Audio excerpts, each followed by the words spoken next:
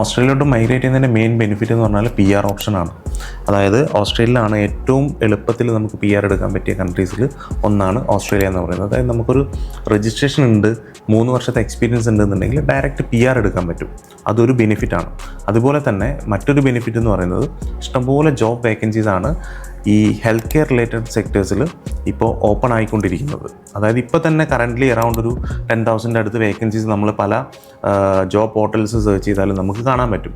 അത് മാത്രമല്ല, ഇനി കമ്മിങ് ഇയേഴ്സ്, അതായത് ഒരു നെക്സ്റ്റ് 1 to 3 ഇയേഴ്സിലും നല്ല രീതിക്ക് വേക്കൻസീസാണ് അവിടെ ഓപ്പൺ ആവാൻ പോകുന്നത്. അതായത് അറൗണ്ട് ഒരു 1 lakh അബോവ് വേക്കൻസീസ് ഒക്കെയാണ് അവിടെ ഓപ്പൺ ആവാൻ പോകുന്നത് ഓസ്ട്രേലിയയിൽ.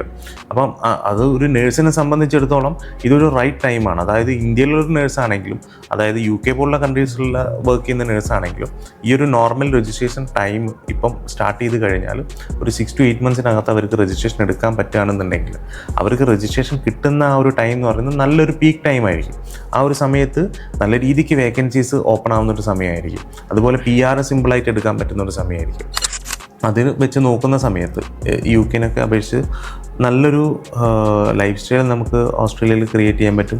നല്ലൊരു കരിയർ നമുക്ക് ബിൽഡ് ചെയ്യാൻ പറ്റും. അതുപോലെ കുറേ ഓപ്ഷൻസ് അവൈലബിൾ ആണ് ഓസ്ട്രേലിയയിൽ. പിന്നെ ക്ലൈമറ്റ്, അത് മറ്റൊരു റീസണാണ്. അപ്പോൾ ഇന്ത്യയിലൊക്കെ വർക്ക് ചെയ്ത് ജീവിക്കുന്ന ഒരാളാണെന്നുണ്ടെങ്കിൽ ഓസ്ട്രേലിയയിലോട്ട് മൈഗ്രേറ്റ് ചെയ്യണമെങ്കിൽ സിമിലർ ടു ഇന്ത്യയാണ് അവിടുത്തെ ക്ലൈമറ്റ് കാര്യങ്ങളൊക്കെ വരുന്നത്. അപ്പം അങ്ങനെ കുറേ ബെനിഫിറ്റ്സ് അവിടെ വരുന്നുണ്ട്. അതുകൊണ്ടാണ് ഏറ്റവും കൂടുതൽ ആളുകൾ ഇന്നത്തെ സിറ്റുവേഷനിൽ ഓസ്ട്രേലിയയിലേക്ക് മൈഗ്രേറ്റ് ചെയ്യാൻ വേണ്ടി നോക്കുന്നത്. അത് ഒരു നേഴ്സിനെ സംബന്ധിച്ചിടത്തോളം ഏറ്റവും എളുപ്പമാണ്.